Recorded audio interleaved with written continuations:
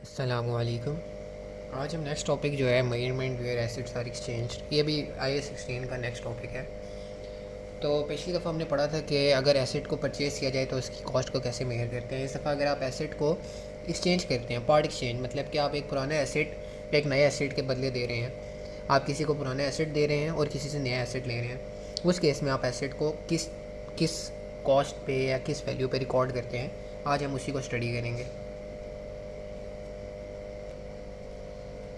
तो जब आप एक कोल्ड एसिड को देते हैं और उसके बदले आपको कैश भी देना पड़ता है क्योंकि आप एक नई चीज़ ले रहे हैं, इन दोनों एसिड्स को आप उस डेट पे, मेजरमेंट डेट पर या एक्सचेंज डेट पर, फेयर वैल्यू पर मेजर करते हैं।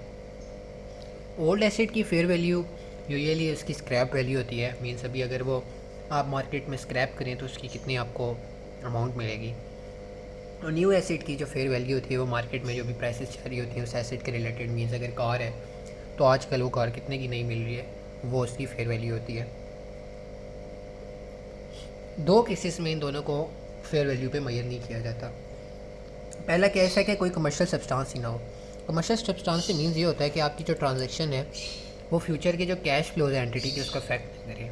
इसकी एग्जांपल लेते हैं कि अगर आप एक फ़ोटो कॉपियर एक्सचेंज करते हैं एक और फोटो कॉपियर से जो कि सेम एज पे, मतलब कि एक जितनी इस्तेमाल हुई हुई है और उनकी कैपेसिटी भी एक जितनी है, तो आप एक किस्म से वही चीज़ दोबारा ले रहे हैं, बस ये किसी और की ले रहे हैं। तो इस केस में आपके फ्यूचर कोई कैश फ्लो से इफेक्ट नहीं होंगे। मीन्स वो फोटो कॉपियर आपको कोई ज़्यादा प्रिंट नहीं जनरेट करके देगा या उसकी यूज़फुल लाइफ कोई ज़्यादा नहीं है, तो एक्सपेंस कोई कम नहीं हो रहा डेप्रिसिएशन का, तो इस या ज़्यादा नहीं हो रहा।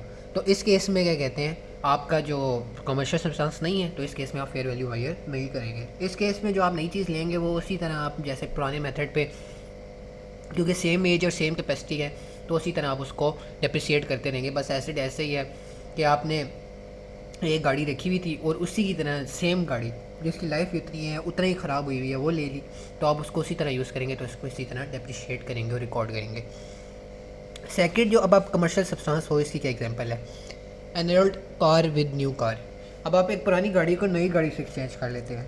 आपकी जो पुरानी गाड़ी है वो फ्यूल एवरेज दे रही है 10 लीटर की, नई गाड़ी आपको दे रही है 20 लीटर की, 15 लीटर की, तो अब आपको कॉस्ट कम पड़ रही है, फ्यूल ज़्यादा आ रहा है। तो ये देखें, better fuel efficiency, better space to carry. क्या पता है जो नई गाड़ी हो वो बड़ी हो, लेस वेयर आउट पार्ट्स, आपको उस पर इतना खर्चा ना करना पड़ेगा रिपेयर में नई गाड़ी में as compare to old car में। तो इससे आपके फ्यूचर कैश फ्लोस इंप्रूव होते हैं। तो इसमें कमर्शियल सब्सटेंस होता है। इस केस में आप उसको फेयर वैल्यू पे मेजर करेंगे। अगर कमर्शियल सब्सटेंस नहीं होगा तो नहीं मेजर करेंगे। सेकंड केस है कि फेयर वैल्यू ऑफ वन और both can't be reliably measured. देखिए, उसकी कोई एक्टिव मार्केट ही नहीं है, मतलब कि ओल्ड एसेट सेल ही नहीं होता बाहर, उसको उसकी स्क्रैप वैल्यू डिटरमाइन ही नहीं हो रही क्योंकि कोई बाहर मार्केट ही नहीं है, कोई इसे ख़रीदना ही नहीं चाहता। या ये कोई यूनिक मशीन हैं, ये कोई ऐसी मशीन है जो स्पेसिफिकली बनती हैं। मीन्स अगर टोयोटा का लोगो बनाने के लिए एक मशीन है तो वो सिर्फ टोयोटा के ही काम आएगी। अगर आप उसको स्क्रैप करिए, टोयोटा उसको स्क्रैप करती है, तो बाहर उसको कोई भी नहीं लेगा, कोई और कार की कंपनी नहीं लेगी, क्योंकि हर कार का जो लोगो है वो डिफरेंट है। तो इस केस में वो जो मशीन है वो यूनिक है और उसकी कोई स्क्रैप वैल्यू है ही नहीं, तो इस केस में भी आपकी फेयर वैल्यू मेजर नहीं हो सकती। तो इसमें आपने क्या करना होता है, अगर ये दोनों एग्जाम्पशंस हो, तो आपने जो नया एसिड है उसको ना पुराने एसिड की कॉस्ट पे और जो कैश पे किया होता है उस पर रिकॉर्ड करना होता है। देखें, फॉर एग्जांपल आपने नई गाड़ी ली 10,000 की, उसके बदले आपने एक पुरानी गाड़ी दी।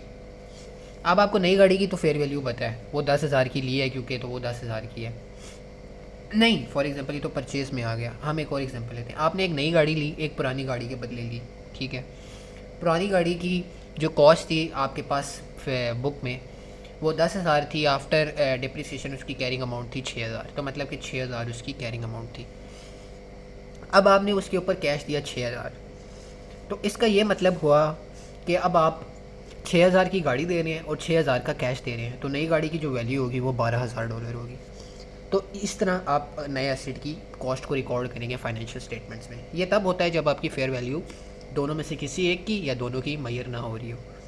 तो यही हमारा आज का टॉपिक था कि measurement where assets are exchange. अगर आपका कोई क्वेश्चन है तो आप कमेंट्स में पूछ सकते हैं।